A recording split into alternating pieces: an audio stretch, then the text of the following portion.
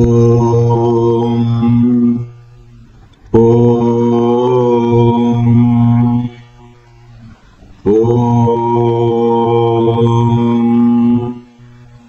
ஓம் come கணபதியே நமः. ஓம் some Saraswati நமः. ஓம் கம் குருभ्यो நமः. ஓம் பிரம்மா விஷ்ணு ருத்ர மகேஸ்வர சதாசிவ துர்கா லட்சுமி சரஸ்வதி சாவித்ரி ராதா தேவி நமः. ஓம் பிரசீத விஸ்வேஸ்வரி விஸ்வப்ரசீதே பிரசீத விஸ்வேஸ்வரி வேதரூபிணி பிரசீத மாயாமே மந்திர விக்கிரகே பிரசீத சர்வேஸ்வர சர்வரூபிணி. ஓம் சாந்தி சாந்தி சாந்தி. ஓம் மானோ ருத்ராः கிருதவோ யந்து விஸ்வதः.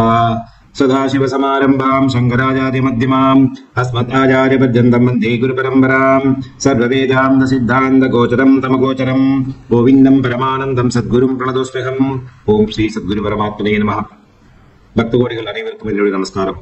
அம்பாள் கருணையினாலையும் ஆதிசங்கர் பகவத்பாத அனுகிரகத்தினாலையும் நாம் இப்பொழுது சௌந்தரகிரிங்கிறதான மகாஸ்தோத்திரத்தினுடைய அர்த்த மகாத்மங்களை தெரிவித்துக் கொள்கிறோம். இந்த 93வது ஸ்தோத்திரம். இந்த ஸ்தோத்திரத்துக்குரியதான மந்திரம் ஓம் ஸ்ரீ யோக்யாயை நமஹ. ஓம் ஸ்ரீ யோக்யாயை நமஹ.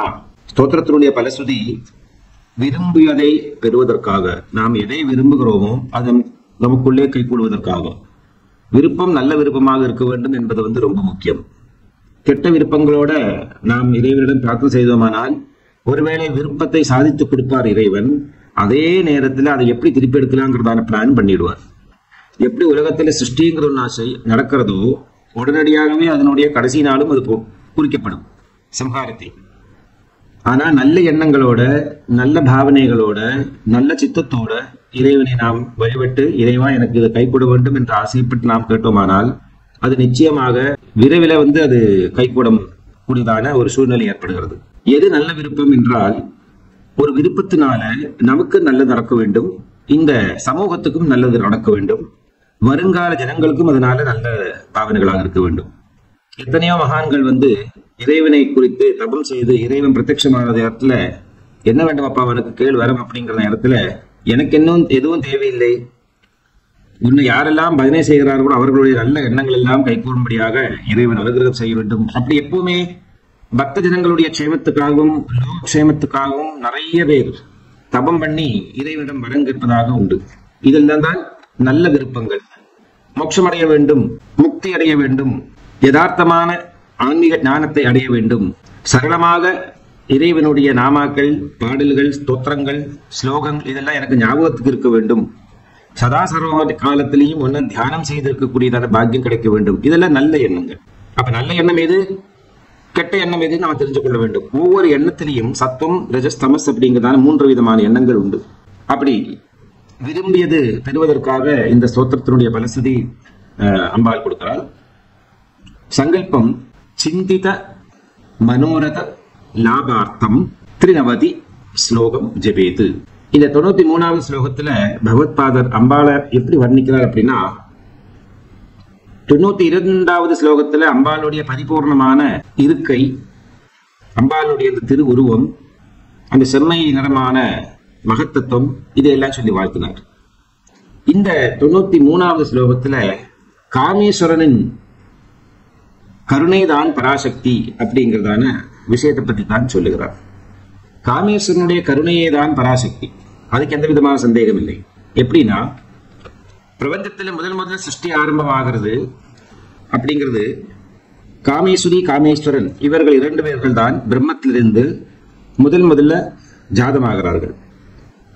சுயம்பு அப்படின்னு பெறுவார்கள்.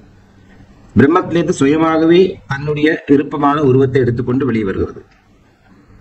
நடைமுறையில எல்லாருக்குமே தெரியும், ஒரு மனையில, அதாவது வீட்டுல ஜெனரலாவே முதல்ல தூங்கி இருந்திருக்கிறது யாரு, அந்த வீட்டில் இருக்கக்கூடியதாக ஒரு தாய் அல்லது ஒரு மனைவி அல்லது ஒரு பகினி. ஒரு வீட்டுல முதல்ல தூங்கி இருந்திருக்கிறது ஒரு பெண், மனைவினே வச்சுக்கோங்க. நமக்கு நம்மளுடைய இந்த டாபிக், மனைவி தூங்கி இருந்து என்ன பண்ணுவா, முதல்ல கணவனை எழுப்புறாள். கணவனை எழுப்பின பிறகு மெச்சம் அறையெல்லாம் எழுப்புவார்கள், குழந்தைகள் எல்லாம் எழுப்பிவிடுவார்கள். இது நடைமுறையில் நாம் பார்க்கக்கூடியதாக ஒரு சம்பிரதாயம். காலப்பழக்கத்துல இந்த காலத்துல இதெல்லாம் ரிவர்ஸாக இருக்கலாம். பல பேருடைய வீடுகள்ல கணவன் தான் தூங்கி இருந்து பெருக்கி தள்ளி கூட்டி பெருக்கி எல்லாம் பண்ணி கோலம் போடுறதுல இருந்து அடுப்பு ஏற்றி சர்வம் பண்ணி மனைவிய அம்மா எந்திருக்கிறியாமா கேட்டாங்க போய் நிற்கிற தலைமுறை நிற்கிற வழக்கம் பல இப்பெல்லாம் சகஜமாக வந்துட்டு இருக்கு. என்ன கேட்டா எனக்கும் உனக்கும் ஒரு வித்தியாசமும் இல்லை, ஆணும் பெண்ணும் ஈக்குவல். அது இல்லைன்னா எங்காத்து இப்படி எல்லாம் உண்டு அப்படிங்கறத ஒரு பெருமை பேசிக்கிறது.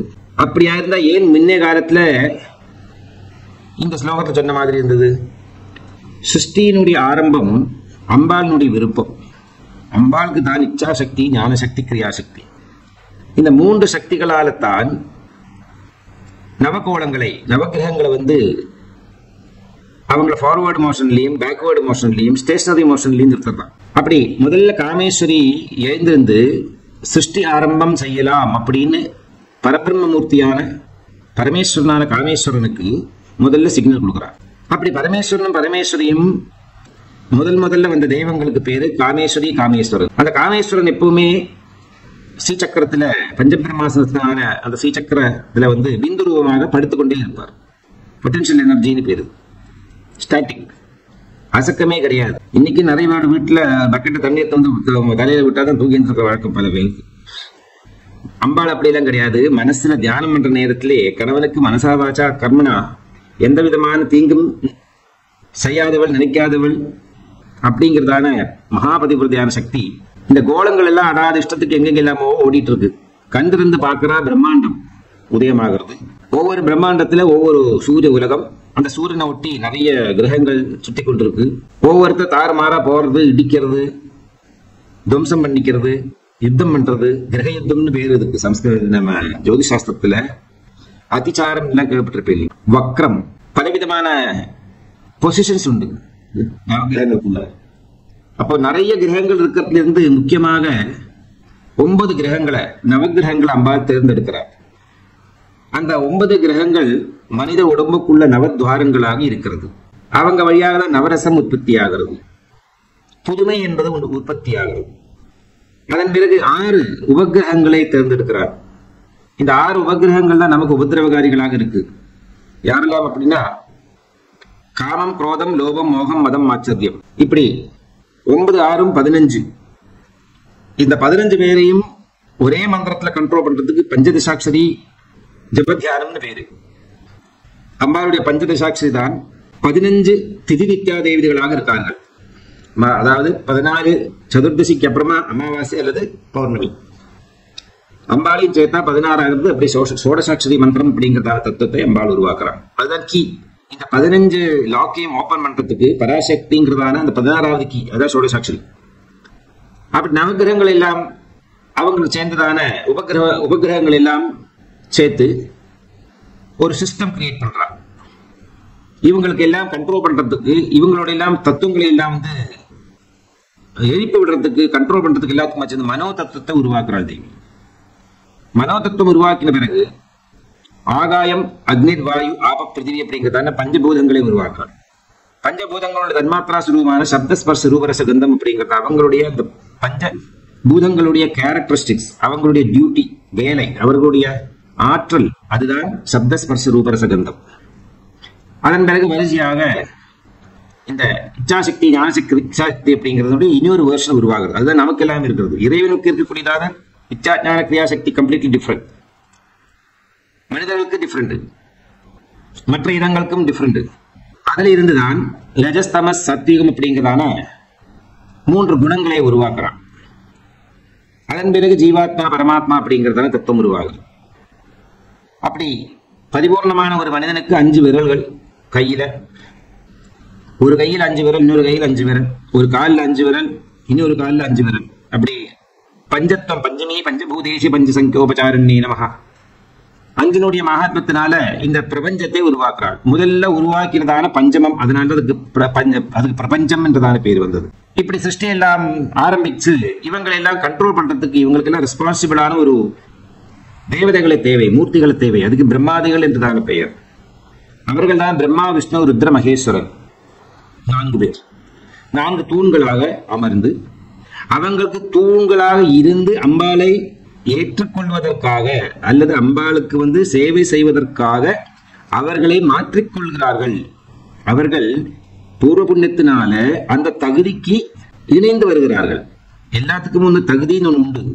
யோகினி, யோகதா, யோக்யா, யோகானந்தா, யுகந்தராயே நமஹ லீலா சஹஸ்ரநாமத்துல இந்த ஸ்தோத்திரத்துக்கு பகவத்பாதர் யோக்யாயே நமஹ அப்படிங்கிறதான மந்திரத்தை சூட்டியிருக்கிறது. அதனால்தான் யாராருக்கு எதற்கு யோக்கியதை இருக்கோ அந்த யோக்கியதைக்கு தான் அவங்கள சிருஷ்டி செய்திருக்கார்கள். அவர்கள் அதைத்தான் செய்ய வேண்டும்.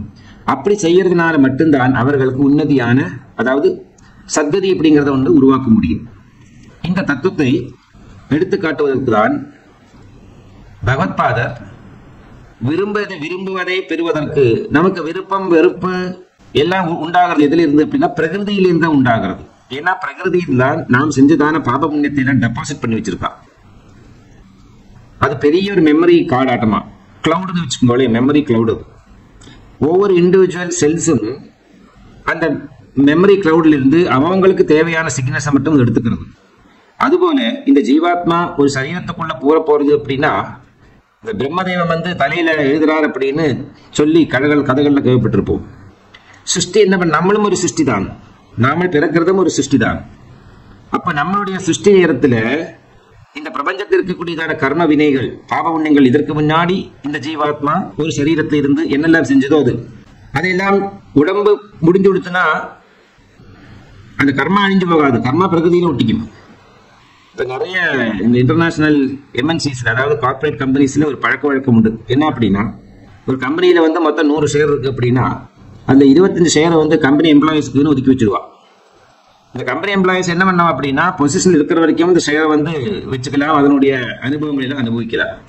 அவங்க விட்டு போற நேரத்துல அந்த வேலையிலிருந்து ரிசைன் பண்ணி போவோ, இல்லை அவங்களாகவே இந்த வேலையிலிருந்து விலக்க செஞ்சவோ அல்லது ரிட்டையர் ஆகவோ செஞ்சோமானா இந்த ஷேர்ஸ் எல்லாம் அந்த கம்பெனிக்கு திருப்பி கொடுக்கணும். இது ஒரு ரூல். ஆனா அது வரைக்கும் இருக்கிற வரைக்கும் அதை அனுபவிச்சுக்கலாம். அந்த பொசிஷன்ல இருந்து அவன் விலகி விட்டோமானா அதெல்லாம் திருப்பி கொடுத்துருந்தோம். நிறைய பேருக்கு குவார்டர்ஸ் கிடைக்குமே ஆபீசஸ்ல, ஆபீஸ்ல பொசிஷன்ல இருக்கிற வரைக்கும் அந்த குவார்டர்ஸ் அனுபவிச்சுக்கலாம். ரிட்டையர் ஆனா அடுத்த நாளைக்கு குவார்டர்ஸ் திருப்பி கொடுத்துடணும். அதுபோல இந்த உடம்பு இருக்கிற வரையில் இந்த உடம்பை வைத்துக் கொண்டு நாம் சிலதெல்லாம் அனுபவிக்கலாம். சிற்றின்பம், மெய் இன்பம், என்னெல்லாம் இன்பங்கள் இருக்கோ அதெல்லாம் அனுபவிச்சுக்கலாம், தப்பில்லை. இதெல்லாம் பார்ட் அண்ட் பார்சல் ஆஃப் சிருஷ்டி சம்ஹாரத்தினுடைய விளையாட்டு. அந்த உடம்பை விட்டு போற நேரத்துல இது எல்லாம் திருப்பி கொடுத்துடும். எங்கேக்கு போகும் அப்படின்னா பிரகிருதி அப்படிங்கிறதான கிளவுட்ல போய் சேர்ந்துடும். திரும்ப அடுத்த தடவை சார்ஜ் எடுத்து வர டைம்ல இன்னொருத்தருக்கு அதே குவார்டர்ஸ் அலாட் பண்ணி கொடுக்குறா, இன்னொரு ஆபீஸருக்கு அதே பர்க்ஸ், ஃப்ரெண்ட்ஸ் பெனிஃபிட்ஸ் எல்லாத்தையும் கொடுக்குறா. ஆனா இது எல்லாமே இன்னொருத்தவருக்கு முன்னாடி அனுபவிச்சுட்டு போயிருந்தார். இப்ப வேற ஒருத்தர் அனுபவிக்கிறார். வேற ஒருத்தர் அனுபவிக்கிற நேரத்திலையும் இதே வீடு தான், இதே கிளாசெட் தான், இதே பாத்ரூம் தான், இதே கிச்சன் தான், ஒன்றும் மாற்ற போறது இல்லை. கொடுப்பான் அவனுடைய தகுதிக்கு ஏற்ற மாதிரி. ஹையர் ஆஃபீஸரா லோவர் ஆஃபீஸரா பார்த்து அதுக்கு தகுந்த மாதிரி பெயிண்டிங் எல்லாம் அரேஞ்ச்மெண்ட் பண்ணி கொடுக்குற மாதிரியே நம்மளுடைய இந்த கர்மா, இந்த ஜீவன் இந்த உடம்பை விட்டு போன பிறகு நமக்கு கர்மா உண்டு. அது யாரு வழியாக கிடைக்கும் அப்படின்னு நம்ம டிஎன்ஏ சேர்ந்தவெல்லாம் இருப்பாளே, அதாவது நம்மளுடைய பந்துமித்ராதிகள் அவங்களெல்லாம் செய்யக்கூடியதான நம்மளை உத்தேசம் பண்ணி அவங்க செஞ்சாங்களானா அந்த பலன் நமக்கு வந்து சேரும். அப்படிதான் இறந்து போன பிறகு அவர்களுக்கு செய்யக்கூடியதான ஈமை கடன்களும் தியான தர்மாதிகள் தான் அவங்களோட அக்கௌண்ட்ல போய் சேருது. அப்படிங்கிறதுக்கு மேட்சிங் ஆகிறது, லாஜிக்கலி மேட்சிங் ஆகிறது இல்லவா? அப்போ உயிரோடு இருக்கிற காலத்திலையும் சத்கர்மா பண்ணலாம், உயிர் விட்டு போய் பரலோகம் அடைகிற நேரத்திலையும் பந்துமித்ராதிகளுக்கு நாம் நல்லவர்களாக இருந்திருந்தோமானா நல்ல மனசோட அவங்க சில தான தர்மாதிகள் எல்லாம் செய்வார்கள், ஸ்மாரக மண்டபங்கள் எல்லாம் உருவாக்குவார்கள், ட்ரஸ்ட் ரூபீகரணம் பண்ணி நம்ம சொத்துலேருந்து ஒரு பங்கெடுத்து அதாவது தர்மம் செய்யறதுக்கு கொஞ்சம் உபயோகப்படுத்துவார்கள். இதெல்லாம் நமக்கு ரெக்கரிங் புண்ணியம் வந்துட்டே இருக்கும். இப்ப புரியுதா என்னுடைய ரகசியம்? இந்த ஸ்லோகத்துக்கும் இந்த யோகிதிக்கும் இருக்கிறதா ரிலேஷன்ஷிப். ஆகவே பிரகிருதியிலிருந்து தான் எல்லாம் நமக்கு கிடைக்கிறது. சோ பிரகிருதி தான் தாயாராகவும் தந்தையாகவும் இருக்காது. பிரகிருதி ஸ்வரூபம், அஷ்டப்பிரகிருதி ஸ்வரூபம்னு பேரு பரமேஸ்வரனுக்கு. பிரகிருதிக்கு 8 ரூபங்களாம், அஷ்டப்பிரகிருதி ரூபம். இப்படி எல்லாம் இருக்கு என்னுடைய ரகசியங்கள். ஆகவே நமக்கு விரும்பியதெல்லாம் எளிதான மார்க்கத்தில் கைகூடுவதற்கு இந்த ஸ்தோத்திர பாராயணத்தை ஜபம் செஞ்சு சித்தி வருத்தி கொண்டால் அவர்களுக்கு இது அடையலாம். ஜபிக்க வேண்டியதான வழிமுறை, காலையில் கிழக்கு அல்லது வடக்கு முகமாக அமர்ந்து 25 நாட்கள் தினமும் இந்த ஸ்லோகத்தை 2000 தரம் ஜபம் செய்தால் அவர்களுக்கு எண்ணிய காரியங்கள் எல்லாம் கைகூடும், நிறைவேறும். அப்படின்னு நிவேத்தியம் தேன், மது. மதுவினுடைய அர்த்தமே அதுதான். அது இனிப்பை மட்டுமல்ல சொல்லுகிறது, மதுவில் இருக்கிறதான மகத்துவம் ஏராளமாக இருக்கு. இதற்குரியதான சக்கரம் கீழ் நோக்கி இருக்கக்கூடியதான திரிகோண சக்கரம்.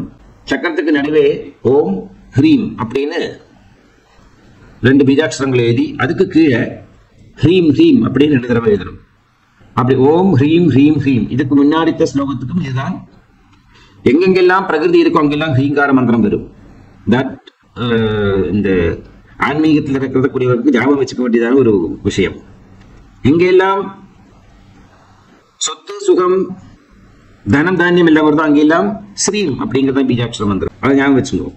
எங்கெங்கெல்லாம் நம்ம காரியங்கள் கைகூட வேண்டும், வித்தையை அடைய வேண்டும், பலவிதமான உபகரணங்களை உபயோகப்படுத்திக் கொள்ள வேண்டும், அந்த இடத்துல வந்து கிளீம் அப்படிங்கிறத பீஜாட்சர மந்திரம். எங்கெங்கெல்லாம் ஆன்மீகத்தினுடைய அந்தர ரகசியங்களை எல்லாம் தெரிந்து கொள்ளக்கூடியதான பாடங்கள் இருக்கும் அங்கெல்லாம் ஐம் அப்படிங்கிறதான பீஜாட்சர மந்திரம். இப்படி ஐம் ஹ்ரீம் கிளீம் ஸ்ரீம் அப்படிங்கிறதான 4 முக்கியமான மகாபீஜாட்சர மந்திரங்கள் பேர் இருக்கு. ராகத்துல வந்து ஜென்னி ராகம் அப்படின்லாம் சொல்லி பிரிவு வருது இல்லவா, அத மாதிரி இருக்கிறதால சின்ன பிரிவே தவிர மந்திரங்கள் எல்லாத்துக்குமே சிறந்த சக்தி உண்டு. ஆனா சர்வ மந்திரங்களுக்கு உபரியாக இருக்கிறது இந்த ஹ்ரீங்கார மந்திரம். சக்தியினுடைய பிரணவ மந்திரம்னு பேர் இருக்கு. இனிமே ஸ்லோகம் என்ன சொல்றது பாப்போம். அராளா கேசேஷு பிரகிருதி சரளா மந்தஹசிதே கிரீஷாபா சித்தே திருஷது பல சோபா குச்சதடே திருஷம் தன்வி மத்தியே பிருதுருரசி ஜாரோ ஹவிஷயே ஜகத்ராதும் சம்போ ஜயதி கருணாகாச்சித் அருணா. அராளா கேசேஷு பிரகிருதி சரள மந்தஹசிதே கிரீஷாபா சித்தே திருஷது பல சோபா குச்சதடே திருஷம் தன்வை மத்தியே பிருதுருரசி ஜாரோஹ விஷயே ஜகத்ராதும் சம்போர்ஜயதி கருணா காச்சிதருணா.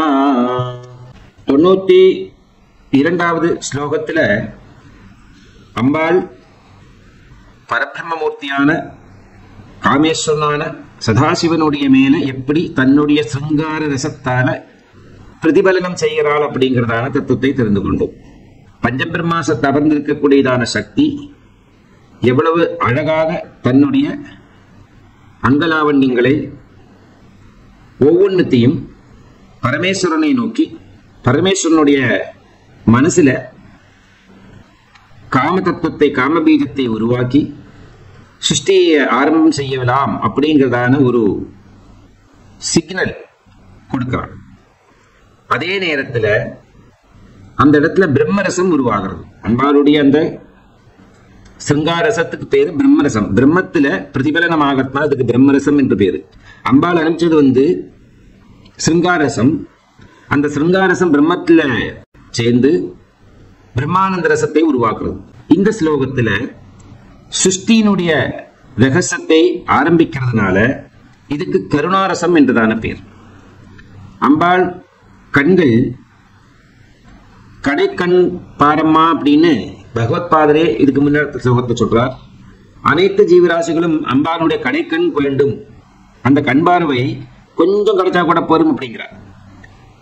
ஒண்ணு 2 கண்களும் வலது பக்கம் பார்க்கும், இன்னொன்னு 2 கண்களும் இடது பக்கம் பார்க்கும், இன்னொன்னு 2 கண்களும் நேரடியாக பார்க்கும், இன்னொன்னு 2 கண்களும் கீழே பார்க்கும், இன்னொன்னு 2 கண்களும் மேலே பார்க்கும். இப்படி 5 விதமாக பார்வை இருக்கிறது.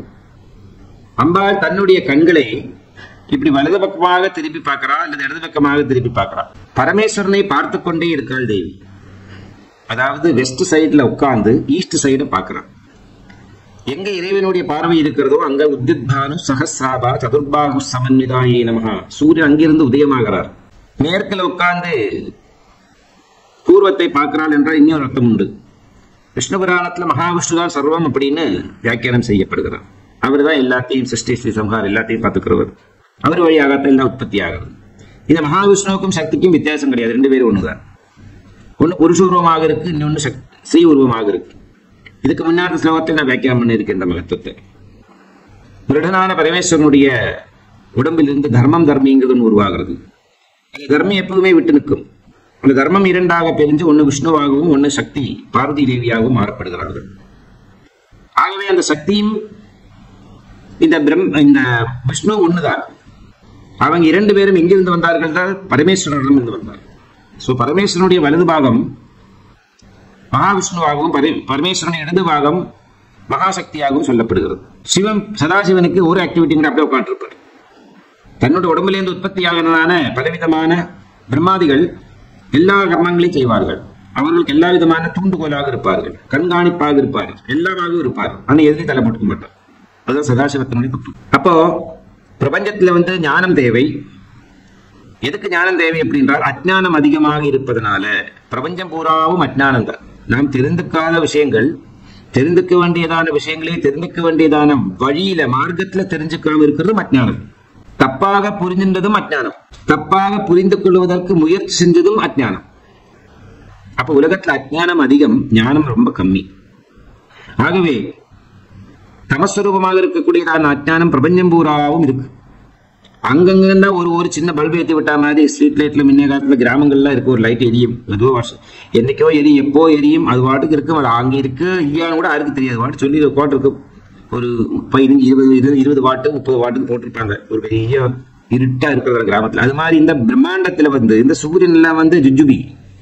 இந்த சூரியன் இவ்வளவு பவர்ஃபுல்லான சூரியன், நான் சொன்ன மாதிரி கிராமங்கள்ல இருக்கிறதான ஸ்ட்ரீட் லைட் எரிகிற மாதிரி இப்ப கொஞ்சம் இருந்துட்டு இருக்க அவ்வளவுதான். மிச்சம் தான் திருப்பியும் டார்க். அப்படி பிரபஞ்சம் பூராவும் அஜ்ஞானத்தினுடைய கடல் வியாபித்திருக்கிறது. அதுல ஞானம் என்பது ரொம்ப கொஞ்சமாக தான் உதயமாகிறது. 10 லிட்டர் தயிர்ல 1 கிலோ வெண்ணெய் கிடைக்கும். ஆனா அந்த வெண்ணெய் எடுக்கிறதுக்கு முன்னாடி அந்த வெண்ணெய் இந்த 10 லிட்டரோட தான் சேர்ந்து இருந்தது. எடுத்த பிறகு அந்த வெண்ணெய்க்கு தான் மதிப்பே தவிர அந்த கடைஞ்சுதானே அந்த தயிர் ஏதாவது மோருக்கு மகாத்மம் இல்லாம ஆயிடுறது. அதாவது உபயோகம் இல்லைன்னு அர்த்தம். அதனால வேறு உபயோகம், அவ்வளவுதான். ஆனா இந்த வெண்ணெய்க்கு இருக்கிறதான மதிப்பு அதுக்கு இல்லை. அதுபோல ஞானம் ரொம்ப முக்கியம். ஏன்னா ஞானம் அபூர்வமான விஷயம். அப்படி இறைவனுடைய ஞான வடிவமே தான் பராசக்தி. அவருடைய கருணா வடிவம் தான் பராசக்தி. இறைவனுடைய கருணை எந்த அளவுக்கு அழகாக இருக்குன்னு தெரிஞ்சுக்க வேண்டுமானால் பராசக்தியினுடைய திவ்ய சரீரத்தை பாதாதி கேசம் கேசாதி பாதம் நாம் உற்று பார்க்கிற நேரத்திலே தெரிஞ்சுக்க முடியும். அம்பாளுடைய திவ்ய உடம்புக்கு இவ்வளவு அழகு இருக்கு அப்படி என்றால் அதற்கு காரணம் பரமேஸ்வரனான அனுகிரக தேவதையான அந்த பரமேஸ்வரனுடைய பரபிரம்மமூர்த்தியான சக்தியினுடைய கணவனான அந்த பரமேஸ்வரனுக்கு அவருடைய எல்லா செயல்களுக்கும் இவ்வளவு அழகு இருக்குன்னு அர்த்தம். அதைத்தான் இப்ப வர்ணிச்சிருக்காரு இந்த ஸ்லோகத்துல. அராளா கேசேஷு. அராளா கேசேஷு அப்படின்னா பராசக்தியினுடைய மயிர் கூந்தல். அந்த கூந்தல்ல நெற்றிக்கு பக்கத்துல சுருட்டையாக கொஞ்சம் மயிர்கள் இப்படி வந்த மாறுதல், அந்த நிதானமாக காத்தடிக்கிற நேரத்துல அதுல இப்படி ஆடுகிறது, லைட்டா அப்படி பறக்கிறது. இன்னைக்கு நிறைய பெண்கள் அது ஒரு ஃபேஷனா வச்சுட்டு எல்லாரும் இந்த ஃப்ரண்ட்ல ஒரு 2-3 ஆண்கள் எல்லாம் பின்னாடி குடும்பம் வச்சுக்கிற மாதிரி இந்த பெண்கள் இந்த ஃப்ரண்ட்ல 2 குடும்பம் வச்சு பாச்சிருச்சுன்னுதான் அது இப்படி காத்துல ஆடும். அவளுக்கு ஒரு ரசம், அவளுக்கு இன்னொரு அச்சீவ்மெண்ட் கிடைக்கிறது. மேபி வாழ்க்கெல்லாம் இந்த சக்தி உபாசனை பண்ணிட்டு டிஎன்ஏ இருக்கும், என்னமோ இருக்கலாம். இங்க அம்பாள் அப்படி ஸ்பெசிபிக்காக எடுத்து வச்சுக்கல, இது இயற்கையாகவே இருக்கிறதான இந்த சுருட்ட முடி அப்படி கொஞ்சம் மேக கூட்டங்கள் இருக்கிற மாதிரி இப்படி காத்துல அசந்து ஆடுகிறது. அதுதான் அராளா கேசேஷு அப்படின்னு சொல்ல காரணம். அப்படி அழகுக்கு அழகான அந்த கேசபாரத்துல இருந்து, ஏன்னா கேசத்தினுடைய பின்புறம் எல்லாம் பார்க்கறது ரொம்ப கஷ்டம். அங்கெல்லாம் பலவிதமான புஷ்பங்களால் அலங்காரம் செஞ்சிருக்கார்கள் தேவிக்கு. ஒருத்தர் பண்ணினா பரவாயில்ல, கொஞ்சமா வச்சிருப்பான். 64 கோடி யோகினி கணங்களாக அம்பாளை சேவை செய்கிறார்கள். அப்போ எத்தனை பெரிய அலங்காரங்கள் நடந்துருக்கும் அந்த இடத்துல, அந்த உடம்புல நினைச்சு பார்க்கணும். ஒரு கிச்சன்ல ஒரு குக் இருந்தாரானா குக்கிங் ஒரு மாதிரியா ஓடிட்டு இருக்கும். ஒரு 10 சீஃப் குக் உள்ள புதுட்டாங்கன்னா என்ன நடக்கும் எல்லாருக்கும் தெரியுங்களா? அது போலதான் 1-2 பேர் அலங்காரம் பண்ணிட்டு இருக்கா. ஓகே, இங்க 64 கோடி யோகினி கணங்கள் அலங்காரம் செய்யற அம்பாளுக்கு அப்படின்னா அது எப்படி இருக்கும்? ஆகவே நமக்கு அந்த முடியெல்லாம் பார்க்கறதுக்கு யோகம் கிடைக்குமாங்கிறதே சந்தேகம். கற்பனையினாலையும் பாவனையினாலையும் நாம எப்படி அந்த கேசபாரம் இருக்கு அப்படிங்கிறத பகவத்பாதம் சொல்லி கொடுத்து நாம் தெரிஞ்சுக்கிறோம். மகிஷாசுரமர்த்தினி ஸ்தோத்திரத்திலையும் சொல்லுகிறார் அந்த கேசபாரத்தினுடைய மகத்வம். அதுபோல அப்படி சுருட்டையாக பிரபஞ்சம் பூராவும் தமோகணம் எப்படி பறந்திருக்கிறதோ அதுபோல பிரபஞ்சத்தை பூராவும் மறைச்சிருக்கக்கூடியதான கருத்து கார்மேகம் போல இருக்கக்கூடியதான இந்த அம்பாளுடைய அந்த கூந்தல், அதாவது காளி எப்பவுமே விரிச்சு போட்டு அப்படி பிரபஞ்சம் பூராவும் தமோ குணத்திலிருந்து சக்தியுக்தமாக நான் வெளியே வந்திருக்கேன் அப்படிங்கிறது காட்டுற மாதிரி இந்த பிரபஞ்சம் பூராமல் இருக்கிறதான அஜ்ஞானத்திலிருந்து நம்மளை காப்பாற்றுவதற்காக ஞான வடிவமான பரமேஸ்வரனுடைய உருவமாகத்தான் சக்தி வெளியே வர்றார். அதைத்தான் இங்கு சொல்லி வந்தார். அராளா கேசேஷு பிரகிருதி சரளா மந்தஹசிதே. அம்பாளுடைய அந்த பிரகிருத்தியா இயற்கையாகவே இருக்கக்கூடியதான புன்சிரிப்பு, அந்த புன்சிரிப்புல இந்த பிரபஞ்சம் மட்டுமில்லை, எல்லாமே மகிழ்கிறது, ஆனந்தப்படுகிறது, தைரியத்தை ஊட்டுகிறாள் தேவி. அம்பாளுடைய புன்சிரிப்பினால் என்ன ஏற்படுகிறது அப்படின்னா தைரியம். அம்பாள் நம்மளை காப்பாற்றுவாள், நம் தாயாராக இருக்காள் அப்படிங்கிறதான அந்த ஒரு உறுதி நம்மளுடைய வாழ்வில் ஏற்படுகிறது.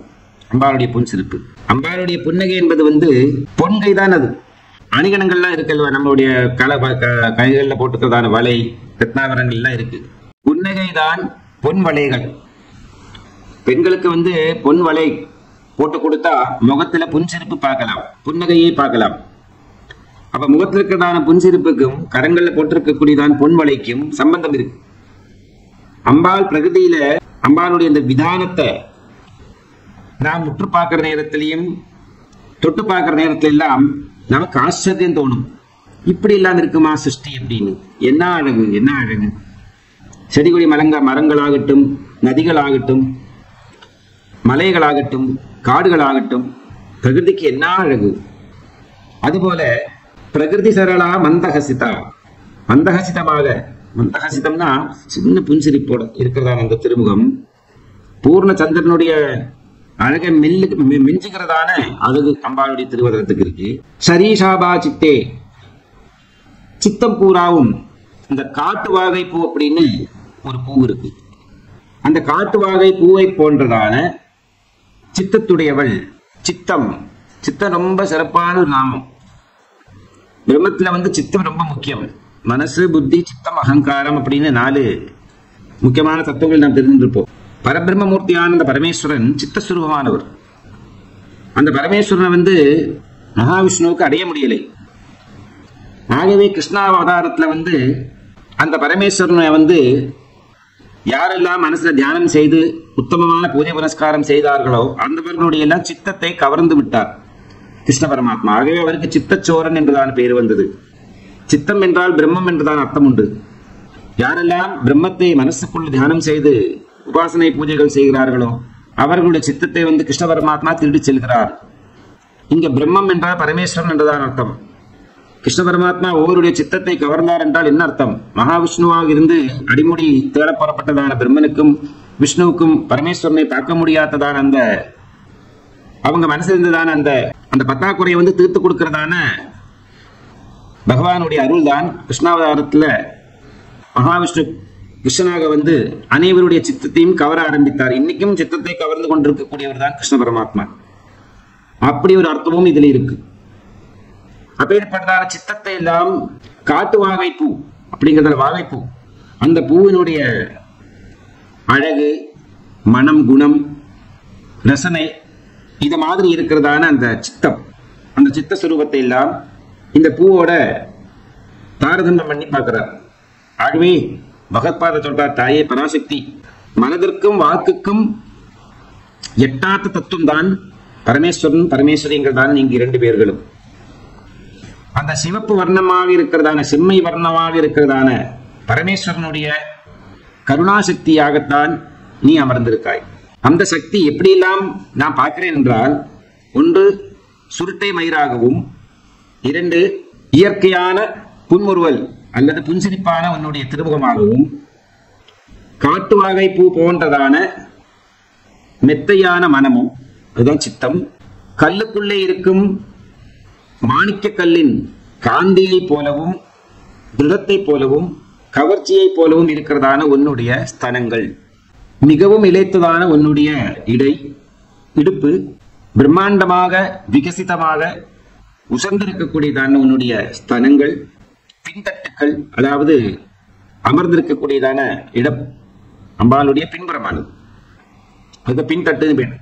இதையெல்லாம் தாங்கியதான இந்த உருவத்துடன் பஞ்சபிரம்மாசனத்தில் அமர்ந்து இந்த பிரபஞ்சத்தை ரட்சித்து வருகிறாய். அதுல எந்த விதமான சந்தேகம் இல்லை.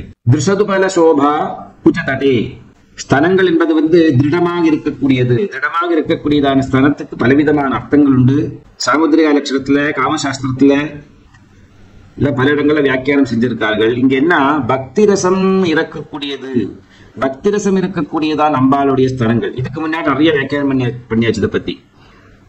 கடினமாக இருக்கக்கூடியது, அதாவது புத்தன் புதுசான கன்னிகைக்கு மட்டும்தான் ஸ்தனங்கள் கடினமாக இருக்கும். பிரசவம் பண்ணி குழந்தைகளுக்கு ஸ்தன்யம் கொடுக்க ஆரம்பித்து விட்டார்களானால் காடின்யம் போய்விடும். போகணும், அதுவும் ஒரு சாஸ்திர விதி. அது அப்படி போகாம இருக்கிறதுனால நிறைய இந்த புதுசா பிரஸ்ட் கேன்சர்ல சொல்றாங்க, இதெல்லாம் வந்து அமையிறது. குச்சத்தட்டி திருஷம் தன்வி மத்தியே, உன்னுடைய மத்திய பிரதேசம் கிருஷமாக இருக்கிறது. பிருதுருரசி ஜாரோ ஹபிஷயே, அதாவது ஸ்தன பிரதேசத்துக்கும் மத்திய பிரதேசத்துக்கும் நடுவே இருக்கக்கூடியதான அந்த பாகம். ஜெகத்தாத்ரும், இந்த ஜெகத்தை ரட்சிப்பதற்காக சம்பு அப்படிங்கிறதான பரமேஸ்வரனுடைய ஜெயதி அவரை ஒட்டி அவருடைய பிரதிநிதியாக கருணா காச்சித், உன்னுடைய கருணாசக்தி, பரமேஸ்வருடைய கருணாசக்தி உனக்கு வடிவமே ஆகிவிட்டது. ஆகவே நீ கருணா வடிவமானவள், கருணைக்கு அதிபதியானவள்ங்கிறதான நாமத்துக்கு தகுதி இருக்கக்கூடியதான தெய்வீக சக்தி ஆகிவிட்டாய் நீ. அனிர்வாச்சியா அப்படிங்கிறது சொல்ல முடியாத அளவுக்கு அழகு இருக்கக்கூடியது. அது எப்பேற்பட்டதான உடம்பு அப்படின்னா அருணமயமான உடம்பு, செம்மை என்றதான அர்த்தம். அப்படி பராசக்தி வந்து பரமேஸ்வரனுடைய கருணாசக்தி தான் பராசக்தி. சிங்காரசத்துல வந்து பிரம்ம ரசத்தை உருவாக்குறார் தேவி. அது கணவன் மனைவிக்கு மட்டுமே இருக்கிறதான ஒரு சுகபோகங்கள். அதனால நமக்கு பிரயோஜனம் இல்லை. நமக்கு எப்ப பிரயோஜனம் உண்டாகும் அப்படின்னா, ஒரு யோகியாகி அல்லது சக்தி தாசனாகி அல்லது சக்தியினுடைய தாசியாகி யோகியாகி தியானம் செய்கிற நேரத்துல நம்மளுடைய உடம்பையும் ஆத்மாவையும் மனசையும் புத்தி சித்தம் அகங்காரம் எல்லாத்தையும் அந்த திவ்ய தம்பதிகளுக்கு சமமாக்கி விட்ட பிறகு நான் அப்படிங்கிறதான எண்ணத்தை இழந்ததான ஒரு நிலைக்குத்தான் சிவ தத்துவம் என்றதான பெயர். அந்த நேரத்துல நாம் சக்தி ஆகி விடுகிறோம் அல்லது சிவனாகி விடுகிறோம். அப்ப சிவனுக்கும் சக்திக்கும் அபேதமாக வித்தியாசம் இல்லாமல் இருக்கக்கூடியதான நிலை, சிவசக்தி ஐக்கியமான நிலை. நாமத்தில் 14வது அத்தியாயம் ஸ்ரீ சிவா சிவசக்தி கிருபின்னே நமஹ. அது வந்து பிரம்மரசத்தை சொல்லுகிறது. அங்க அம்பாள் வந்து சிவனிடம் விருப்பத்தை காட்டி சிங்காரசத்தினால கண்விழியினால பரமேஸ்வரனிடம் பிரதிபலனமாகி விடுகிறாள். ஆகவே ஸ்படிகஸ்வரூபமான வெண்மையான பரபிரம்மஸ்வரூபம் சிவப்பு வர்ணமான உதய சூரியனை போன்றதாகி விடுகிறது. சூரியன் உதய நேரத்திலையும் ரக்தவர்ணம் தான், அஸ்தமன நேரத்திலையும் ரக்தவர்ணம் தான். ஆனா ரெண்டு வர்ணத்துக்கும் அர்த்தம் வேறு இருக்கு. ஒன்னு சிருஷ்டியினுடைய ஆரம்பத்தை சொல்லுகிறது, இது ஒண்ணு சம்ஹாரத்தை சொல்லுகிறது. சாயம் சந்தியா ரெண்டு சூரியனுடைய செம்மை ரெண்டு விதமாக இருந்தாலும் ரெண்டு விதமான அர்த்தத்தை கொடுக்கிறது. அதுபோல இங்க பரபிரம்மமூர்த்தியான ஸ்படிக வர்ணமான அந்த பரமேஸ்வரனுடைய சதாசிவனுடைய உடம்புல உன்னுடைய ரத்த வர்ணம் பிரதிபிம்பமாகிற நேரத்துல பரபிரம்மமும் ரத்த வர்ணம் போல ஆகிவிட்டது அப்படின்னு நாம் முன்னெடுத்த ஸ்லோகத்தை தெரிஞ்சுக்கிட்டோம். இந்த ஸ்லோகத்துல வந்து பரமேஸ்வரன் வந்து சக்தியை தன்னுடைய கருணா வடிவமாக பார்க்கிறார். அப்போ சிருங்காரசம் சிவம் சக்தி சங்கமமான பிறகு என்னாகும் அப்படின்னா, பிரகிருதிங்கிறதான ஒரு கருணை உற்பத்தி ஆகிறது உலகத்துக்கு. அதுதான் இந்த அழகான பூமி, பூமாதேவி என்றதான பேர் அவளுக்கு, பிருத்வி அப்படிங்கிறதான பேரு, மேதினி அப்படிங்கிறதான பேரு, பலவிதமான அர்த்தங்கள் உண்டு பூமாதேவிக்கு. அந்த தத்துவத்தை எடுத்து பஞ்சபூதங்கள், பஞ்ச தன்மாத்திரங்கள், 4 அம்பக்கரணங்கள், 5 5 10 வாயுக்கள், அதாவது தசப்பிராணன் பெயர், பஞ்ச கர்மேந்திரியம், பஞ்ச ஞானேந்திரியம், இது எல்லாத்தையும் மிக்ஸ் பண்ணி 36 தத்துவங்களோட சேர்ந்ததான இந்த கஷேத்திரம் அப்படிங்கிறதான இந்த உடம்பையும், கஷேத்திரம் என்கிறதான இந்த பூமியையும், கஷேத்திரம் என்கிறதான யோனிஸ்தானத்தையும் எல்லாம் உருவாக்கி பரமேஸ்வரன் எவ்வளவு பெரிய தயாலு அப்படிங்கிறதான தத்துவத்தை காண்பதற்காக அம்பாளுடைய திருவுருவம் வழியாக இந்த பிரகிருதி ரூபமாக மாறிவிட்டார். அதனால்தான் பூமியை வந்து ஸ்திரீயாக பாவனை செய்கிறார்கள், பிரபஞ்சத்தை ஸ்திரீயாக பாவனை செய்கிறார்கள். அந்த தத்துவத்தை தான் இங்கு கருணாரசம் என்றதான பெயர்ல சொல்லப்படுகிறோம். இப்ப நமக்கு அம்பாளிடம் இருந்து என்ன தேவை? அம்பாளுடைய அனுகிரகம் தேவை. அம்பாளுடைய அனுகிரகம் என்பது வந்து கருணாரசம் தான். நமக்கு சிருங்காரசம் தேவையில்லை. ஏன்னா நம்மளுடைய பாவனை அம்பாளோட, நம்ம வந்து குழந்தை, அம்பாள் வந்து நம்மளுடைய அம்மா, இவ்வளவுதான். கணவன் மனைவி ரிலேஷன்ஷிப் கிடையாது. கணவன் மனைவி ரிலேஷன்ஷிப் யாருக்கு? சிவனுக்கும் சக்திக்கு மட்டும்தான் இருக்கு. ஆகவே அந்த சிருங்காரசத்தினால் நமக்கு பெரிய பிரயோஜனம் இல்லை. ஆனா அவங்களுடைய சங்கமத்துக்கு அப்புறமா வரக்கூடியதான கருணாரசம் இருக்குல்லவா, அது நமக்கு ரொம்ப முக்கியம். அது வழியாக தான் பிரபஞ்சம் உருவாகவும் பிரபஞ்சத்தில் நல்ல விஷயங்கள்ல நடக்கவும் நல்ல நேரத்தில் நம்ம பிறக்கக்கூடியதான ஒரு பாக்கியமும் கிடைக்கும். ஏதாவது அசுக நேரத்தில் பிறந்து அப்புறமா ஐயோ ஐயோ அடிச்சு அர்த்தமே இல்லை. நல்ல நேரத்தில் பிறக்கணும், நல்ல கூட்டணியில பிறக்கணும். அதாவது நல்ல தாய் தந்தை சம்பந்தமாக நாம் பிறக்க வேண்டும், புனிதமாக வளர வேண்டும். இந்த 43 சம்ஸ்காராதி கிரியைகள் எல்லாம் சொல்லியிருக்கா சனாதர்மத்துல. அதையெல்லாம் செஞ்சு நாம் பரிசுத்தம் அடைய வேண்டும். பராசக்தியினுடைய திருநாமங்களை மனப்பாடம் செய்யக்கூடியதாக ஒரு பாக்கியம் கிடைக்க வேண்டும். சதா சர்வ காலத்திலையும் மூச்சு காத்து எப்படி பிரயாசம் இல்லாம சஞ்சாரம் செய்கிறதோ அது போலவே ஓம் நம சிவாய நமஹ, ஓம் பராசக்தி நமஹ, ஓம் நமோ பகவதே வாசுதேவாய நமஹ அப்படிங்கிறதான திருநாமங்கள் நம் முயற்சி பண்ணி பண்றது விஷயம் வேற. முயற்சி பண்ணாமலே அதாகவே நடந்து கொண்டிருக்க வேண்டும். ஹம்ச சோகம் சோகம் ஹம்சா அப்படிங்கிறதான அஜபா மந்திரம், ஜபிக்காமலே ஜபிக்கக்கூடியதான மந்திரம், அதுதான் அஜபா மந்திரம்னு பேரு. முயற்சி பண்ணாமலே அதாகவே நம்மளுடைய மூச்சு காத்துல கலந்திருக்க வேண்டும். சதா சர்வகாலத்திலையும் இந்த திருநாமங்களை சொல்லக்கூடியதான பாக்கியம் கிடைக்கிறதான வாழ்க்கையை அமைத்துக் கொடுக்க வேண்டும். அப்படிங்கிறதான அந்த அம்பாளினுடைய அனுகிரகத்துக்கு பேருதான் கருணாரசம். அந்த காருண்யம் ரொம்ப அதிகமாகவே இருக்கக்கூடியவள். அதனால அம்பாள் லலிதா சஹஸ்ரநாமத்துல அபியாஜ கருணாமூர்த்தி அஜானத்வாந்த தீபிகாயே நமஹா. அதை விட முக்கிய ரொம்ப ரசமானது என்னமா, ஆபால கோபவிதா சர்வானுல்லிங்க சாசனாயே நமஹா. அதுதான் ரொம்ப முக்கியம். அந்த ஆபால கோபவிதா இருக்கே, பிரபஞ்சத்துல ககீரு அப்படிங்கிறதான ஒரு புழு இருக்கு. அது எந்த ஸ்கோப்ல போட்டாலும் பார்க்க முடியாது, அவ்வளவு சின்னதான ஒரு புழு. அது அதுல இருந்து பிரம்மா வரைக்கும், பிரம்மாங்கன்னா பெரிய உருவம், 4 தலை, இந்த பிரம்மாண்டம் பூராவும் பறந்து இருக்கக்கூடியதான பெரிய உடம்பு படைச்சவர் தான் பிரம்மா. எல்லாரோடையும் ரொம்ப வயசானவர், ரொம்ப முதல்ல பிறந்தவர். ஏற்கனவே நமக்கு எல்லாம் பிரம்மாவை எப்பவுமே நம்ம 50 வயசுல பாக்குறோம். அவருடைய ஃபர்ஸ்ட் இனிஷியல் ஸ்டேஜஸ்ல எல்லாமே தண்ணிக்குள்ள இருக்கும். இந்த பிரபஞ்சம் உற்பத்தி ஆயிருக்காங்க. சிருஷ்டி எப்படி பண்ணலாம், எப்படி எல்லாம் பண்ணலாம் அப்படிங்கிறதான ஆராய்ச்சி நடத்துக்கிறதான சமயம் அது. அம்பாளிடம் உபதேசம் பெற்று அவர் பாடம் கத்துக்கிறார். கத்துன பிறகுதானே பிரயோகம் பண்ணணும். அப்ப இப்படி எல்லாம் சிருஷ்டி இருக்கணும், இந்த மாதிரி இருக்குன்னு, இன்னவா இன்னவாளுக்கு ஆகாரம், இன்ன வாழ்க்கை சத்ரு, இன்ன வாழ்க்கை மித்திரம், அப்படி எல்லாம் விதிப்படி பண்ணி இந்த தத்துவங்களை எல்லாம் பண்ணதுக்கு அப்புறம் கடைசியில பிரம்மா சிருஷ்டி ஆரம்பிக்கிறார். சிருஷ்டி ஆரம்பிச்சா மட்டும் போறாதே, நடைமுறைக்கு வேண்டியதான கைட்லைன் தேவையில்வா. அப்ப மனு மகர்ஷியை உருவாக்கி, மனு வித்யா சந்திர வித்யா அப்படிங்கிறதான மனு மகர்ஷியை உருவாக்கி, மனு மகர்ஷியுடைய புத்தியில இந்த மாதிரி சர்வவிதமான சாஸ்திரங்களையும் கர்மங்களையும் தத்துவங்கள் எல்லாம் அவருடைய தலைக்குள்ள புகுத்தி அவர் திருவாய் வழியாக மனுஸ்மிருதி அப்படிங்கிறதான ஒரு நூலை உருவாக்கி, பிரபஞ்சத்துல யார் எப்படி வாழலாம், யார் உசந்தவா யார் தாழ்ந்தவா, எதனால இந்த உசந்த நிலை தாழ்ந்த நிலை, அதற்குடைய டெஃபினேஷன் தேவை இருக்கவே. யாரு புண்ணியம் பண்ணுவா, யாரு பாவம் பண்றவா, யாரு புண்ணியம் பண்ணின்னு இருக்கிறவா, யாரு பாவத்தை பண்ணின்னு இருக்கிறவா அப்படிங்கிறதான வித்தியாசத்தை சொல்லி கொடுத்ததான தத்துவங்கள்லாம் தான் இந்த மனுஸ்மிருதி. அப்பேற்பட்டதான தத்துவங்களை உருவாக்கி கொடுத்து சர்வத்தையும் ரெடி பண்ணி கொடுத்து இந்த மனித ஜீவராசிகளை எப்படியாவது சத்புத்தர்களாக்கி மாற்றி அவர்களை எல்லாம் சக்திக்குள்ள சேர்த்துன்று, இந்த சக்தி தான் எல்லா குழந்தைகளையும் கூட்டிட்டு அப்பா கிட்ட போய் இதுதான் அவனோட அப்பான்னு சொல்லி காட்டி கொடுக்குறான். சிவஞான பதா இன்னே நமஹா. ஆகவே சக்தி ஆராதனை பண்ணி அம்பாளுடைய சத்புத்திரனாகி, சத்புத்திரர்களாக இருக்கக்கூடிய நம்மளை யாரிடம் கொண்டு உபால் தேவி தன்னுடைய கணவனான சதாசிவன் கிட்ட கொண்டு சேர்த்து விடுவார். இதுதான் உங்களுடைய இன்ன பையன், இதான் இந்த மாதிரி பையன், இது லலிதாசாஸ்திரம் ஜெபிக்கிற பையன், இவங்க விஷ்ணுசாஸ்திரம் ஜெபிக்கிற பையன் அப்படி காட்டி கொடுப்பல் தேவி ஒவ்வொருத்தரையா. அதுக்கு நாம ஒவ்வொருத்தரும் அந்த எலிஜிபிலிட்டி டெஸ்ட்டுக்கு அப்பியர் பண்ணணும்.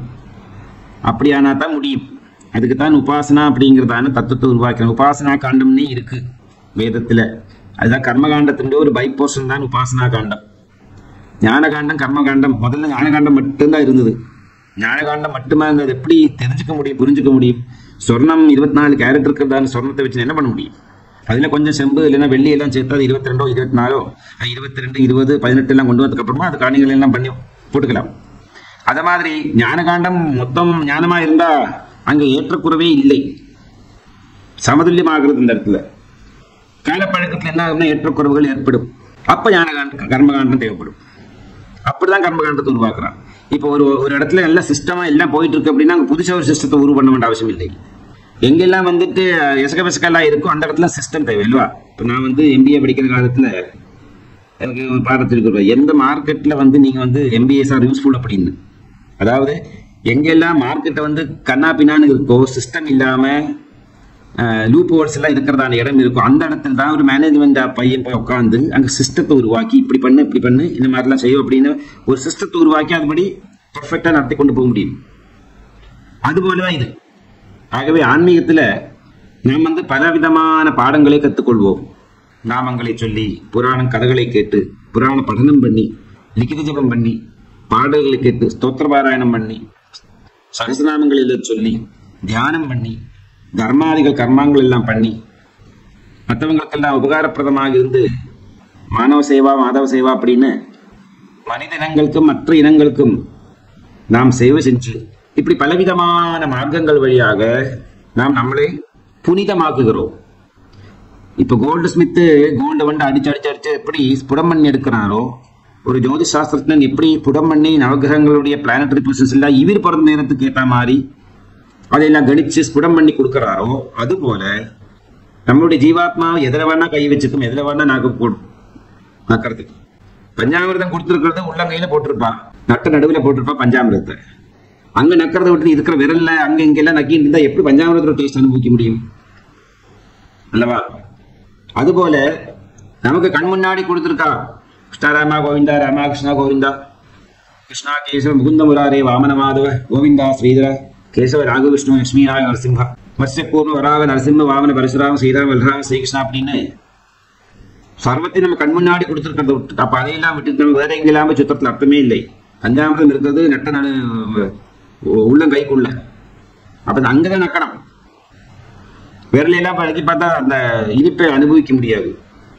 ஆகவே பகவன் நாம் ஒரு நாமம் தெரிஞ்சிருந்தா போறோம், ஒரே ஒரு நாமம் தான் தேவை. அந்த ஒரு நாமத்தை வச்சுட்டு எந்த தத்துவத்தை வேணா தெரிஞ்சுக்க முடியும். இப்ப திருடங்கன்னா ஏற்க ஒரு பெரிய சாமி கொத்த தூக்கி நடப்பான், திருடங்கையில ஒரே ஒரு குச்சி தான் இருக்கும், அந்த ஒரு குச்சியை வச்சு எத்தனை பெரிய போட்டி திறப்பான். இஸ் மாஸ்டர், திறக்க வைக்கிறதுல மாஸ்டர். அப்படி சும்மா திறக்க முடிஞ்சிருக்குமா? முடியாது. பலவிதமான டாக்டிக்ஸ் டெக்னிக்ஸ் எல்லாம் பலவிதமான பூட்ல இதே இந்த ஒரு கம்பியை போட்டு அவன் இப்படி பண்ணி அப்படி பண்ணி எல்லாம் பிராக்டிஸ் பண்ணி வச்சு ரெடி ஆயிருப்பான் அவன். அப்புறமா தான் எந்த போட்டவனா அவனை திறக்க முடியாது அந்த சின்ன கம்பியை வச்சுக்கிட்டு. அதுபோல நமக்கு அந்த சின்ன கம்பியோட இடத்துல ஒரே ஒரு நாமம் தான், ராமகிருஷ்ணா கோவிந்தா, சிவசக்தி பராசக்தி நமசிவாய. சி சொன்னா போயிடும், ரொம்ப ஜாஸ்தி பேச வேண்டாம். சி திட்டத்தை எல்லாம் சொல்லுவோம் இல்லையா, அசிங்கமா இருக்கிறது சி அப்படி சொல்லுவோம் இல்லையா, அது போரும். அதுதான் முக்தி பஞ்சாட்சரம்னு பேரு. இந்த சி விஸ்வசஹஸ்ரநாமத்துல சியை பத்தி வியாக்கியானம் பண்ணி இருக்கு, சிவபுராணத்துல இருக்கு, சிவசஹஸ்ரநாமத்துல இருக்கு, லலிதா சஹஸ்ரநாமத்துல இருக்கு. சிவசக்தியா யுக்தோ இது பவதி சௌந்தரலகரியில் இருக்கு. சி இல்லாத வார்த்தைகள் எங்கேயுமே இருக்க முடியாது. சக்தி சம்பந்தமான எதுலையும் சி இருக்கும். சக்தி சம்பந்தம் இல்லாத எந்த பிரம்மாதிகளும் உலகத்திலையும் கிடையாது. சக்தி சம்பந்தம் இல்லாம போயிடுச்சுன்னா எல்லாம் பிரேதங்கள் ஆயிடுவார்கள் அல்லவா? பஞ்ச பிரேதாசனாசீன பஞ்ச பிரம்மஸ்வரனை பக்தனுமே எல்லாம் பிரேதங்கள் ஆயிடும். பிரம்மாதிகளுக்கெல்லாம் ஆக்டிவேஷன்ங்கிறது ஒண்ணு, அந்த ஆக்டிவ் அந்த ஊர்ஜம் அந்த சக்தி இல்லாம போயிடுச்சு அப்படின்னா எல்லாம் ஸ்தம்பனமாகி விடுகிறது உலகத்துல. இந்த தத்துவத்தை நாம் தெரிந்து கொள்வதற்காக இந்த 92, 93 அப்படிங்கிறதான ஸ்தோத்திரங்களை ரெண்டும் சேர்த்து படிக்க சொல்றார் மகான்கள் எல்லாம். காரணம் என்னன்னா, ஒன்னு சக்தி, இன்னொன்னு சிவம். இது ரெண்டுமா சேர்த்தா சிவசக்தி அனுபவம் ஆகிறது. ஆகவே இந்த 2 ஸ்லோகங்கள்லையும் ஒரு மனிதனுக்கு அபரிவிதமான ஞானத்தையும் சுகபோகங்களையும் அஷ்டைஸ்வரங்களையும் கொடுக்கக்கூடியதான மந்திரங்கள் இருக்கிறதா நாமங்கள். இதுல பகவத்பாதர் ரொம்ப கருணை காட்டி இந்த ஸ்லோகத்தை அமைச்சு அம்பாளிடம் இந்த அதிசய அலங்காரத்தை உபயோகப்படுத்தி, அதாவது நிறைய இந்த பாய்ட்ஸுக்கு கவிகளுக்கு பலவிதமான அலங்காரங்களை உபயோகப்படுத்தக்கூடியதான சாமர்த்தியம் உண்டு. அதுல இந்த அதிசயோக்தம் அதிசய அலங்காரத்தை உபயோகம் பண்ணியிருக்கார். அதிசயம்னு எல்லாருக்கும் தெரியுமே, அதனால சொல்லி வந்தார். இந்த அம்பாளுடைய திவ்யமான சரீரத்தினுடைய அழகில் இருந்து அந்த அழகு எப்படி சிவனையில பிரதிபிம்பமாகிறது, அப்புறமா அந்த சிவனும் சக்தியுமா சேர்ந்து எப்படி பிரதிபிம்பமாகிறது, ரிஃப்ளெக்ட் ஆகிறது, அதனால பிரபஞ்சம் உருவாகிறது, பிரகிருதி உருவாகிறது, அதுல தாவர ஜங்கமங்கள் உருவாகிறது, அதுல நாங்களும் நானும் நீ எல்லாரும் சேர்ந்திருக்கோம். இப்ப நாம எல்லாருமா சேர்ந்து திரும்பி அங்கிருந்து வந்தோம், அதே இடத்துக்கு திரும்பி போறதான ப்ராசஸ் தான் இந்த 2 சொத்தங்கள் வழியாக பகவத்பாதர் அம்பாளுடைய திருவடிகளை பார்த்து நமஸ்காரத்தை பண்ணி பாதாதிகேசம் கேசாதிபாதம் ஒவ்வொரு அங்கங்களுடைய மகாத்மங்களையும் வர்ணித்து தெரிஞ்சு புரிஞ்சுண்டு அதனால் வரக்கூடியதான சத்குணங்களை எல்லாம் பாராட்டி அது அந்த என்ன மெசேஜ் கொடுத்தது அந்த திருவுருவம் பகத்பாருடைய மனசுக்குள்ள அப்படிங்கிற தத்துவத்தை தான் இந்த ஸ்லோகம் வழியாக எடுத்து காட்டினார். ஆகவே சிருங்காரசம் சக்திக்கும் சிவனுக்குமாக சேர்ந்தது, கருணாரசம் சிவசக்திகள் சேர்ந்து இந்த பிரகிருதிக்கு பிரபஞ்சத்தில் இருக்கிறதான ஜீவராசிகளுக்கு கொடுக்கிறார்கள் அப்படிங்கிறதான தத்துவத்தை basically how a family is being created.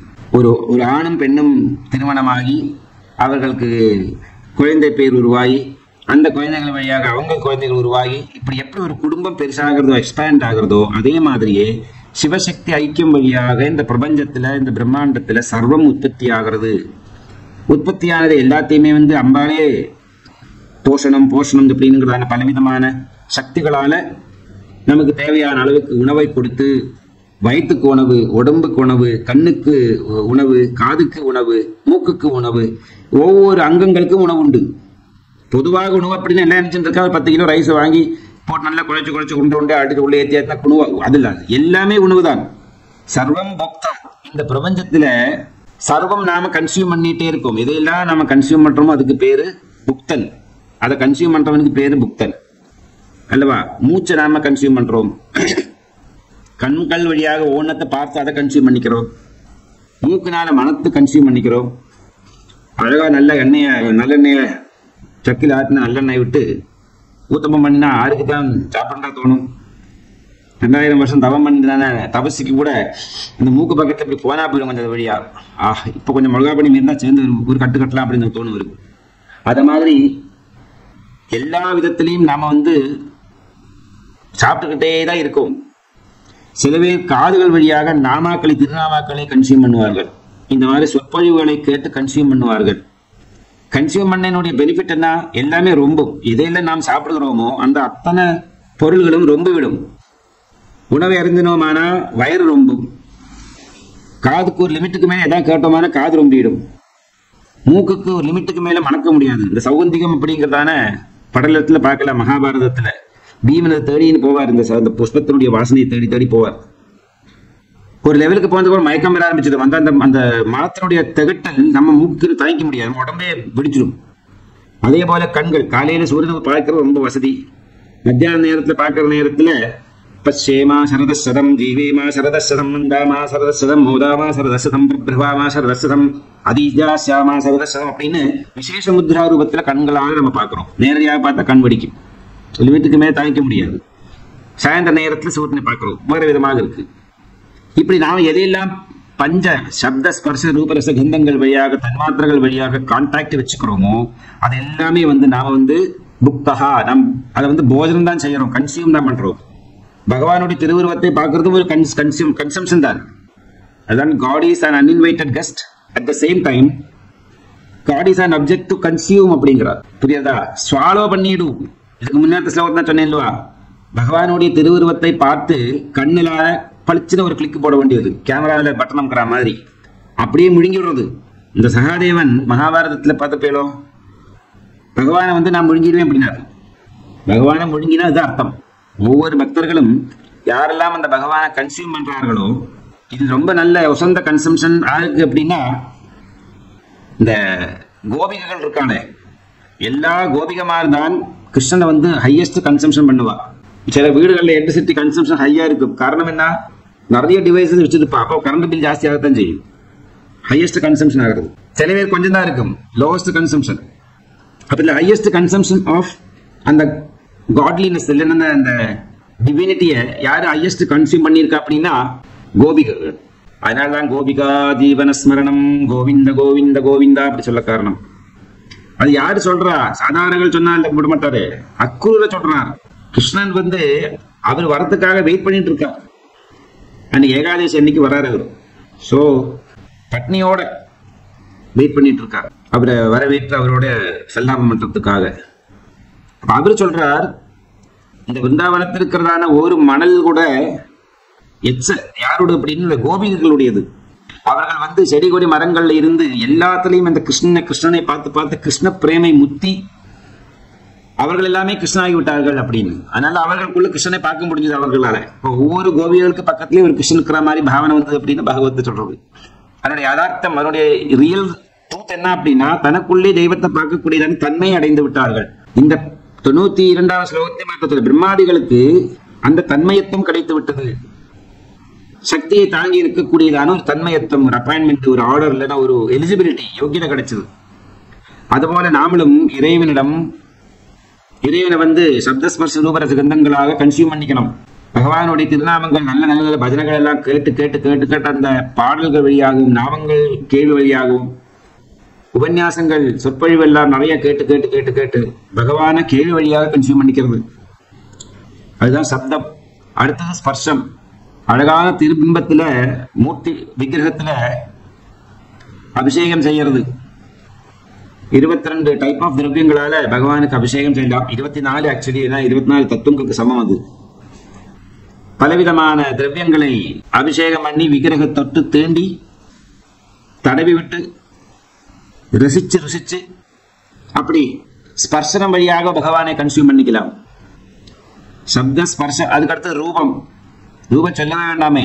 சிந்தூராருண விக்கிரகாம் திரிநயனாம் Manikya மௌலிஸ்புரத்தாராநாயக சேகராம் ஸ்மிதமுகீம் ஆபீனவக்ஷோருகாம் பாணிभ्याम மலிபூர்ண ரத்னசகம் ரக்தோத்பலம் பிப்ரதீம் சௌமியாம் ரத்னகடஸ்தரக்தச்சரணாம் த்யாயேத் பராமம்பிகாம் த்யாயேத் பத்மாசனஸ்தாம் விகசிதவதனாம் ரத்னபத்ராயதாக்ஷீம் ஹேபாபாம் பீதவஸ்திராம் கரதலிகலசதேவத்மாவராங்கீம் தர்பாலங்காரயுக்தாம் சததமவேதாம் பக்தனம் Ram பவானீம் Sri வித்யாம் சாந்தமூர்த்திம் சகல சுரந்தாம் சர்வசம்பத்பதாத்ரீம்.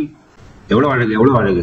அப்படி அந்த உருவத்தை, திருவுருவத்தை வந்து பாதத்திலிருந்து சிரோபத்மம், சிரோத்திலிருந்து பாதம் வரைக்கும் உற்று பார்த்து பார்த்து பார்த்து அந்த உருவத்தை கன்சியூம் பண்ணிக்க வேண்டிய. மாறுல சொந்த குழந்தைகளை தட்டி தட்டி தூக்கம் பண்ற மாதிரி பகவானுடைய ஒரு விக்கிரகம், ஒரு பொம்மை இல்லது ஒரு படமாவது பாக்கெட்ல வச்சுட்டு தட்டி தட்டி நிதானமா தூக்கம் பண்ண வைக்கணும். தாய் தந்தைகள் குழந்தைகள் எப்படி தூக்கம் பண்ண வைக்கிறாளோ அது போலவே என்னுடைய ஆராதனாமூர்த்தியான இறைவன் என்னுடைய உடம்பில் இந்த படுத்து இருக்கார் அப்படின்னு ஃபீல் பண்ணணும். தொட்டு தொட்டு தொட்டு சப்தமாச்சு, ஸ்பர்ஷமாச்சு, ரூபமாச்சு, ரசம்.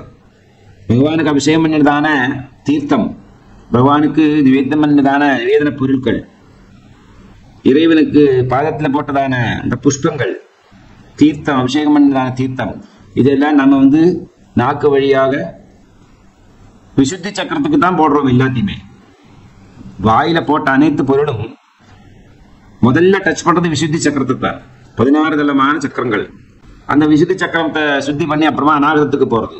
எந்தெந்த பொருள் எல்லாம் பகவான் நாமாவை சொல்லி விசுத்தி சக்கரம் வழியாக கிராஸ் பண்றதோ அதுக்கு எல்லாத்துக்கும் மரணமில்லாத இதயத்தை கொடுக்கும். அநாகதம், மரணமில்லாத சக்கரம்னு பேரு இருக்கு, இதய சக்கரத்துக்கு பேரு. அப்படி பகவானுக்கு கொடுத்ததான அருள் பொருட்கள் எல்லாத்தையுமே வந்து நாம் உண்ணுகின்ற நேரத்துல அது வந்து ரசமாயிடும். அடுத்தது கந்தம். இறைவனை மூந்து பார்க்கணும், இறைவனுடைய விக்கிரகத்தை மூந்து பார்க்கணும், படங்கள் எல்லாம் மூந்து பார்க்கணும். மூந்து பார்க்கறது நீங்க விளையாட நினைச்சுக்க மாட்டீங்க, நான் சத்தியத்தை சொல்றேன். நீங்க எந்த பகவானுடைய போட்டோவை நல்ல கொஞ்ச நாளைக்கு ட்ரை பண்ணதுக்கு அப்புறமா ஓகே, பட் சொல்ல முடியாது பகவான் ஃபர்ஸ்ட் டைம் மூந்து பார்க்கறதே அந்த மனத்தை கொடுப்பார் ஒரு வேளை. அப்ப நாம் சொன்னது பொய்யாகி விடும். அந்த பாவத்தை வாங்கிக்கிறதுக்கு நான் ரெடி இல்லை. ஏன்னா எந்த பக்தனுமே வந்து நம்மளால எடை போட முடியாது. அவ பக்தி அவங்களுக்கு தான் தெரியும். அவங்க பக்தியை பகவான் எப்படி பார்க்கறான்னு அவருக்கு தான் தெரியும். அது பகவானுக்கும் பக்தனுக்கும் இருக்கிறதான பந்தம் ஒரு தேர்ட் பார்ட்டிக்கு அதை வியாக்கியானம் பண்ண முடியாது, ஒரு லிமிட்டுக்கு மேல முடியாது. அதனால வியாசாச்சாரிய வந்து அடர்றார், இறைவா உன் என்னெல்லாம் சொல்லி வியாக்கியானம் பண்ணியிருக்க, இதெல்லாம் நீ இதையெல்லாம் சொல்லி அவனை ஒதுக்க முடியுமா உன்னுடைய இந்த விஸ்வாகாரமான மகத்துவத்தை? இருந்தாலும் ஏதோ நாம் பெதட்டி இருக்கேன் அப்படிங்கிற தெரிஞ்சவன் ஏதோ எழுதி வச்சிருக்கேன், அதையும் நீ ஒத்துக்கொண்டு இருக்க, அதே பெரிய கிரேட்னஸ் அப்படிங்கிற. அதுபோல சப்த ஸ்பர்ச ரூபரச கந்தம் அப்படிங்கிறதான பாவனையில பகவானை மூந்து பார்க்கிற நேரத்தில் அந்த வாசனை வரும். கிருஷ்ண பரமாத்மாவை தியானம் பண்ணி வாசனை பண்ணி பாருங்க, சந்தன மனம் நிச்சயமா வரும். எனக்கு வந்திருக்கு, நானே ஒரு போர்ட்டு கிரேடு எனக்கே வந்திருக்கு அப்படின்னா உங்களுக்கு இதோட அதிகமாகவே வரும். குங்குமம், விபூதி, பலவிதமான சென்ட்டு, இந்த வாசனைகள் எல்லாம் வரும். நம்ம உடம்புலேயே மனத்து பார்க்கலாம் அதெல்லாம். ஆனா அந்த அளவுக்கு பகவானுடைய அந்த திவ்ய உடம்பை வந்து நம்மளுடைய உடம்போடு இணைத்துக் கொள்ள வேண்டும். அப்படியானால் அது முடியும். அப்படி சப்தஸ்பர்ச ரூபரச கந்தம் வழியாக, பஞ்சதன்மாத்திரங்கள் வழியாக இறைவனை வந்து யாரெல்லாம் கன்சியூம் பண்றார்களோ புஜித்துக் கொள்கிறார்களோ, போக்கியர்களாகிறார்களோ, அவர்களுக்கெல்லாம் அம்பாளுடைய இந்த பரிபூர்ணமான அனுகிரகம் கிடைக்கும். அம்பாளை பிரத்யட்சமாக உணர முடியும். காரணம் என்னன்னா, அம்பாள் பிரகிருதி ஸ்வரூபமாகத்தான் நம்மிடம் நித்தியமாக இருந்து கொண்டிருக்கார். பிரகிருதியை விட்டு ஆராலையும் வாழ்ற வாழ்க்கை எல்லாருக்கும் பிரகிருதி தேவை. பிரகிருதி இல்லைன்னா வாழ்வு இருக்காது. ஆகவே பிரகிருதி எப்படி சத்தியமோ அது மாதிரி வாழ்வும் சத்தியம். வாழ்வும் பிரகிருதியும் சத்தியம் அப்படின்னா நம்ம மனசில் இருக்கக்கூடியதான எண்ணங்களும், நாம படிக்கக்கூடியதான இந்த கிரந்தங்கள்ல சொல்லி இருக்கக்கூடியதான மகான்களுடைய புண்ணிய வச்சனங்களும் எல்லாம் சத்தியம்தான். அந்த கன்விக்ஷன் வரணும், அந்த பொறுமையும் திறமையும் தேவை. அப்படியானா பகவத்பாதர் எப்படியெல்லாம் அம்பாளை பார்த்தாரோ அதுபோல எல்லாம் இது தெரிஞ்சுக்கிறதான ஒவ்வொரு பக்தர்களும் பார்க்க முடியும் என்பதுதான் என்னுடைய அபிப்பிராயம். அராளா கேசேஷு பிரகிருதி சரளா மந்தஹசிதே ஷரீஷாபா சித்தே திருஷது பலசோபா குச்சதடே திருஷம் வன்வி மத்தியே பிருதுரு ரசி ஜாரோஹ விஷயே ஜகத்ராதும் சம்போ ஜயதி கருணாகாச்சிதருணா. சர்வம் ஜெகதம்பார்ப்பணமஸ்து. ஹரி ஓம்.